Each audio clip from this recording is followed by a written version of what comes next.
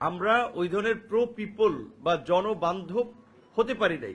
ধরেন একটা মানুষ চিকিৎসা নিতে আসছে, সে আপনার জানে না কোন জায়গায় রক্ত পরীক্ষা করে, সে জানে না কোন জায়গায় এক্স রে পরীক্ষা করে, একজনের কাছে জিগায়, সে আন্তরিকভাবে কেউ বলে দেয়, কেউ তাকায়ও না।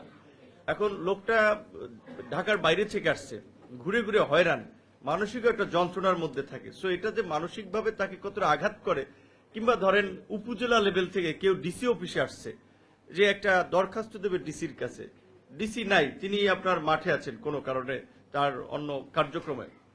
এখন ওই লোকটা কাগজটা জমা দিতে চায়, তার কাছে জানতে চায় ভাই ডিসি আসবে কখন।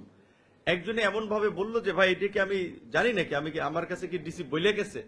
আবার যদি আপনি একটু সুন্দরভাবে কি বুঝাই বলে যে ভাই উনি গেছে, ধরেন ভ্রাম্যমাণ আদালত পরিচালনা করতে 2-3 ঘন্টা লাগতে পারে, আপনার জরুরি কাজ থাকলে আপনি চলে যান, দিয়ে আমরা জমা দিয়ে দেব, আর যদি সময় থাকে থাকেন। সো এই ধরনের একটা পজিটিভ অ্যাপ্রোচের মধ্যে দিয়ে যদি আমরা মানুষকে একটু এন্টারটেইন করার চেষ্টা করি, এতে করে আসলে মানুষের মানসিক শান্তি এবং এই অফিস আদালতগুলোর প্রতি কিংবা প্রতিষ্ঠানের প্রতি মানুষের আস্থাটাও বেড়ে যায়। কিন্তু আমাদের এটা একটা চরম সত্য এবং বাস্তবতা যে আমাদের দেশের প্রশাসন টপ টু বটম আমরা ওই ধরনের প্রো পিপল বা জনবান্ধব হতে পারি নাই।